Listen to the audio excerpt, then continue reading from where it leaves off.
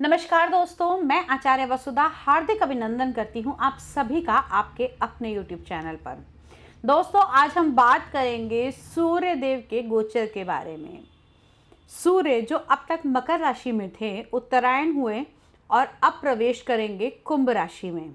जी हाँ, देर रात अगर हम देखें पंचांग की दृष्टि से, पंचांग की घड़ी के अनुसार, तो रात को 27 बजे जो सूर्य का गोचर चेंज होगा। लेकिन अगर हम अपनी 24 घंटे की घड़ी के हिसाब से देखते हैं तो 13 फरवरी को सूर्य का राशि परिवर्तन होगा और मकर राशि से प्रवेश करेंगे कुंभ राशि के अंदर। तो कैसा रहेगा सूर्य का ये गोचर 12 राशियों के लिए, आइए जानते हैं आज के इस वीडियो में। सबसे पहले हम बात करते हैं मेष राशि वाले जातकों के बारे में, जिनका लगन मेष है, यानी कि जिनके फर्स्ट हाउस में 1 नंबर है।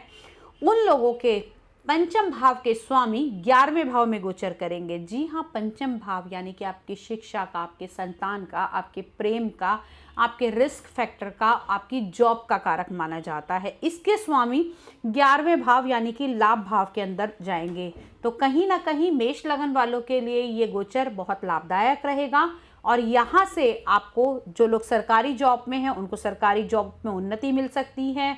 अगर अप्रेजल के लिए कोशिश कर रहे हैं तो वो मिल सकता है। साथ ही साथ अगर आपकी संतान किसी प्रकार के गवर्नमेंट एग्जाम के लिए तैयारी कर रही है तो उसको भी इस समय में उन्नति मिल सकती है, सक्सेस हो सकते हैं। साथ ही साथ यदि हम बात करें तो सूर्य का ये गोचर आपकी इच्छा पूर्ति के भाव में बहुत अधिक अच्छा रहेगा। आपके अंदर आत्मविश्वास की पूर्ति रहेगी और आप लोगों के अंदर आप लोगों के पिता का आपको पूर्ण सहयोग प्राप्त होगा। तो ओवरऑल यदि मैं बात करूं तो मेष राशि वाले जातकों के लिए सूर्य का ये गोचर बहुत अच्छा रहेगा। अब बात करते हैं हम वृषभ लगन वालों के बारे में। तो दोस्तों, वृषभ लगन की अगर हम बात करें तो आपके चतुर्थ भाव के यानी कि आपके सुख स्थान के स्वामी गोचर करेंगे आपके 10वें भाव में। तो यहाँ से आपके कार्य क्षेत्र में उन्नति होगी, साथ ही साथ आपको सरकार से लाभ भी मिलेगा। सूर्य की सीधी दृष्टि आपके चतुर्थ भाव पर जाएगी, यानी कि आपकी सुख संपत्ति और ऐश्वर्य कारक चीजें आप इस समय में खरीद सकते हैं। सरकार से लाभ मिलेगा, जो किसी प्रकार की कंसल्टेशन के काम से जुड़े हुए हैं या फिर लीगल पेपर वर्क करते हैं तो उनके लिए भी टाइम पीरियड बहुत अच्छा रहेगा। अब बात करते हैं हम मिथुन लगन वालों के बारे में। तो दोस्तों, मिथुन लगन की अगर हम बात करें तो सूर्य आपके तीसरे घर के स्वामी होकर आपके नवम भाव में गोचर करेंगे, यानी कि नवम भाव वैसे भी हम पिता का घर मानते हैं और पिता का कार्य सूर्य को माना जाता है। तो पिता का पूर्ण स्नेह मिलेगा। साथ ही साथ पिता आपको इस समय में अपने कार्यभार के साथ में, जो लोग अपनी पैतृक संपत्ति संभाल रहे हैं या फिर अपने पिता का बिजनेस संभाल रहे हैं, उनके लिए ये टाइम पीरियड बहुत लाभदायक रहेगा। साथ ही साथ आपके दोस्तों, मित्रों, संबंधियों के साथ में आपकी बहुत अच्छी बनेगी। बड़े भाई का आपको पूर्ण सहयोग मिलेगा क्योंकि नवम भाव में सूर्य के साथ में देवगुरु बृहस्पति भी विराजमान है। अब बात कर लेते हैं हम कर्क राशि वाले जातकों के बारे में। तो कर्क राशि वालों की बात करूं तो आपके दूसरे भाव के स्वामी हैं, यानी कि आपके कुटुंब के, आपके राइटिंग के, आपके परिवार के और कहीं ना कहीं आपके धन भाव के स्वामी भी सूर्य ही हैं। धन भाव के स्वामी का अष्टम भाव में जाना यानी कि कहीं ना कहीं अननेसेसरी खर्चा हो सकता है। आपको इस टाइम पीरियड के अंदर, हाँ, आप लोगों को ज्ञान तो मिलेगा, ज्ञान की प्राप्ति तो होगी, लेकिन कहीं ना कहीं आपका इम्यून भी वीक हो सकता है। आपका कॉन्फिडेंस लेवल थोड़ा सा इस समय में डाउन रहेगा। तो विशेषकर कर्क लगन वाले जातकों के लिए 400 ग्राम गेहूं यदि आप जल प्रवाह कर देंगे तो इसके बुरे फल आपको नहीं मिलेंगे। और साथ ही साथ सूर्य आपके भाग्य उन्नति भी करेगा।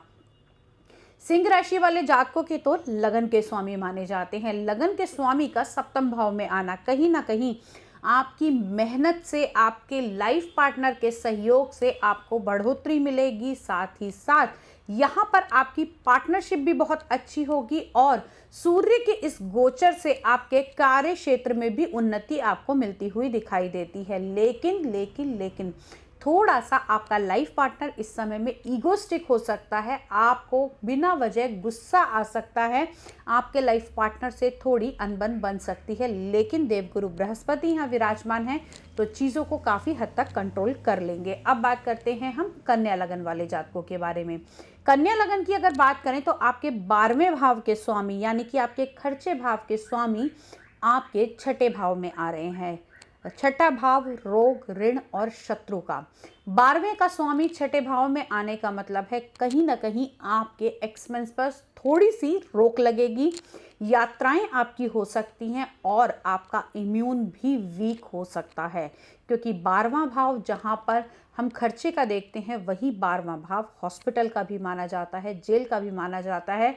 तो खास हिदायत है कि इस समय में सूर्य को जल देना बिल्कुल ना भूलें और सूर्य के मंत्रों की उपासना करें तो आपके लिए बहुत ही लाभकारी रहेगा। तुला लगन वाले जातकों की अगर हम बात करते हैं तो दोस्तों तुला लगन वाले जातकों के 11वें भाव के स्वामी पंचम भाव में है, यानी कि लाभ का स्वामी प्रेम भाव में है।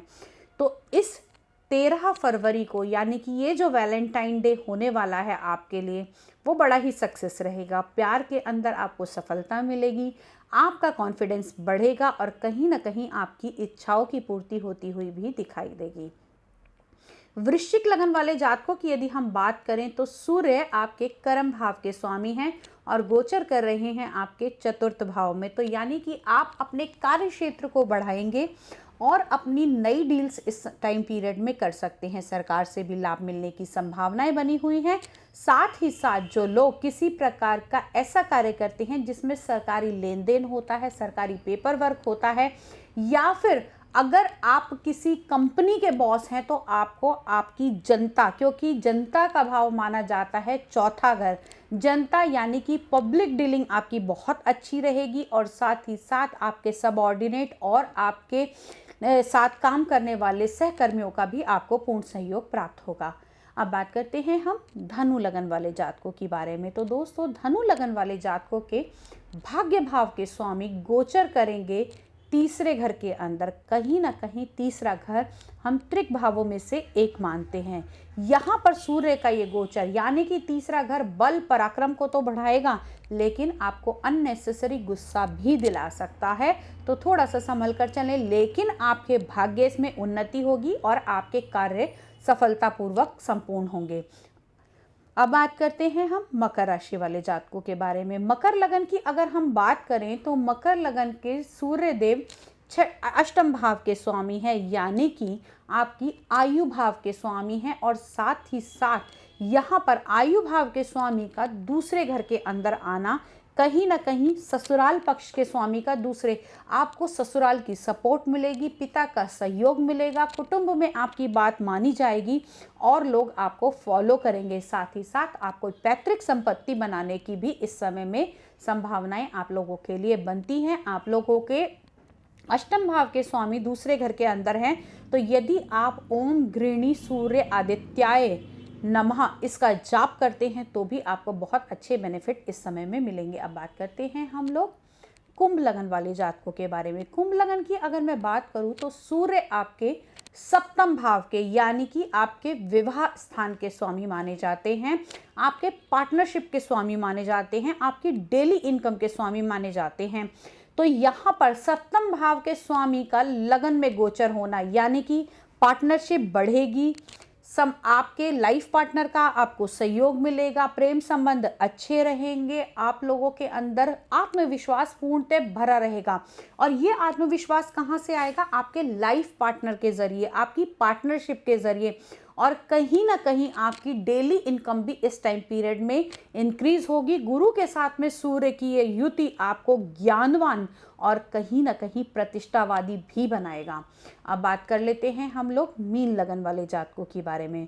तो मीन लगन वाले जातकों के सूर्य छठे घर के मालिक माने जाते हैं। छठा यानी रोग, ऋण, शत्रु, जोखिम, रिस्क, इन सब का स्वामी छठा घर माना जाता है। कहीं ना कहीं छठे घर के स्वामी का 12वें भाव के अंदर जाना विपरीत राजयोग भी बनाता है आपके लिए। तो इस टाइम पीरियड में आपके डेप्स, आपके जितने भी आप लोगों ने ऋण ले रखे हैं वो समाप्त होंगे। साथ ही साथ यदि आपके शत्रु हैं तो आपके शत्रु आपके ऊपर हावी नहीं होंगे, आपका वर्चस्व चारों ओर फैला रहेगा।